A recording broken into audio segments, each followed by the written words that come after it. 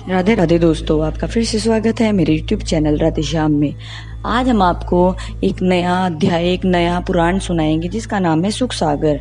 वो सुनाने से पहले मेरी आप सबसे विनती है कि आप मेरे चैनल को लाइक, सब्सक्राइब और शेयर करना ना भूलें, ताकि हम आपके लिए अच्छे अच्छे पुराने ला सकें। राधे राधे। राधे राधे दोस्तों, आपका फिर से स्वागत है मेरे YouTube चैनल राधे श्याम में। आज हम आपको आगे की किस्सा सुनाते हैं। हे देव ऋषि, मैं तीनों लोकों में समस्त देवों और नर राजाओं के पास होकर आया हूँ।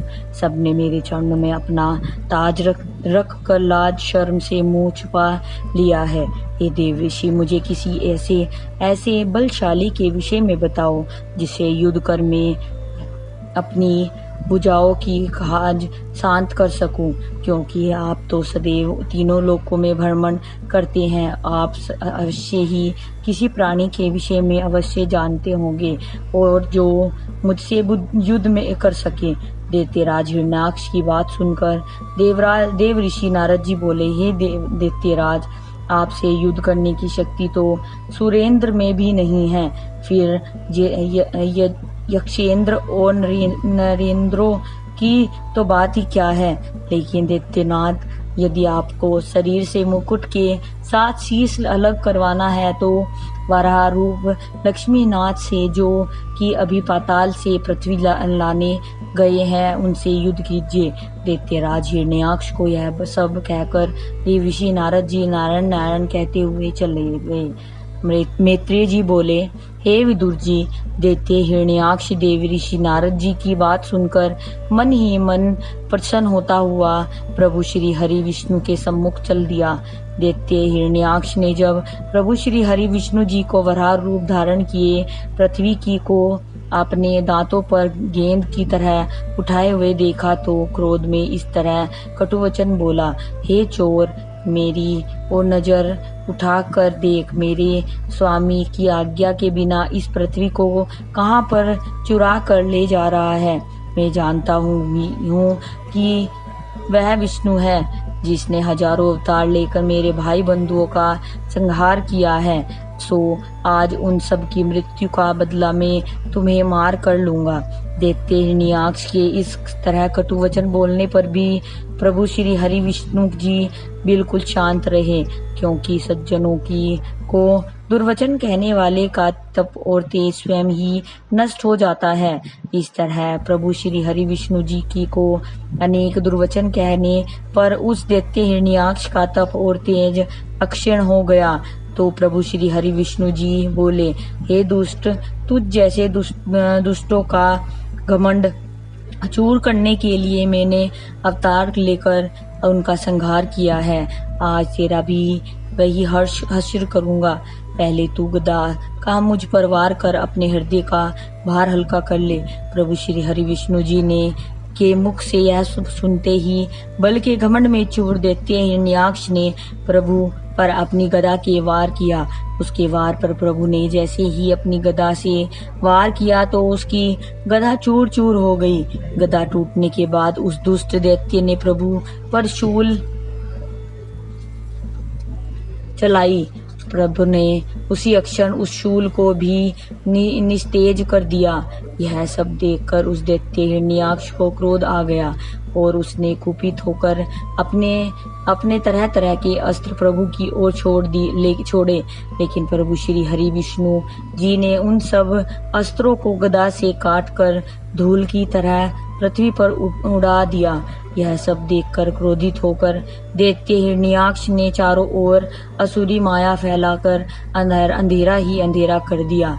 प्रभु श्री हरि विष्णु जी ने उसी क्षण अपने सुदर्शन चक्र से उस अंधकार को भी नष्ट कर दिया।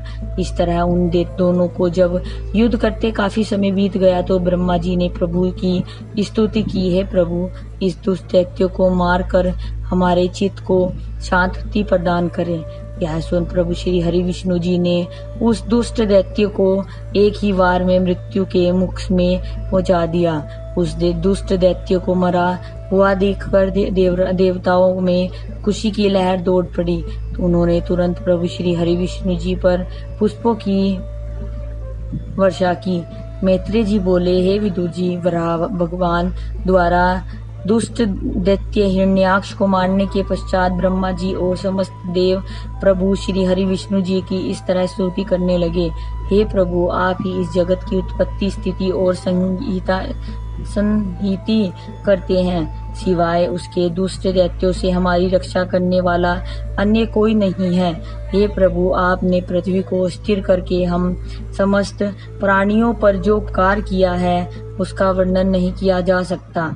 प्रभु, पृथ्वी पर समस्त प्राणी आपकी कृपा से जप, तप और होम आदि अच्छी तरह कर सकेंगे। प्रभु श्री हरि विष्णु जी की ब्रह्मा जी व समस्त देवताओं द्वारा इसी स्तुति करने के पश्चात पृथ्वी की भी सती रूप धारण कर उनकी इस तरह स्तुति करने लगी। जय हे प्रभु, आपने अपनी कृपा से मुझे स्थिर करके मुझ पर बहुत उपकार किया है। आपके सिवा ऐसी किससे में समर्थ्य है जो मुझे धारण कर सकता है। प्रभु, आपके चमत्कारी प्रकाश से ही ये समस्त चराचर जगत प्रकाशमान है। प्रभु, कलयुग आने